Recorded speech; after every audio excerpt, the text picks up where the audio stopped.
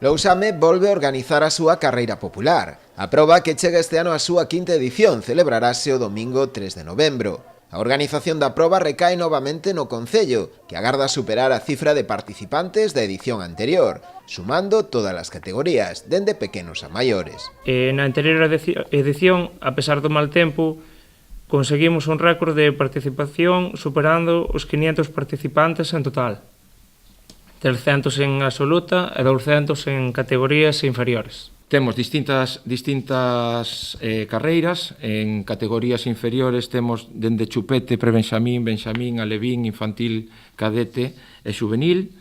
Esas todas serían probas gratuitas. Nas categorías inferiores non se lle cobraría a ningunha categoría, hasta xuvenil incluída. E o importe de inscripción para a categoría absoluta, senior, veterán, junior e promesa sería de 6 euros. A proba volverá a incluir dúas distancias para a categoría absoluta, unha de 5 e outra de 10 km. O ano pasado cambiou o circuito, son dúas voltas de 5 km.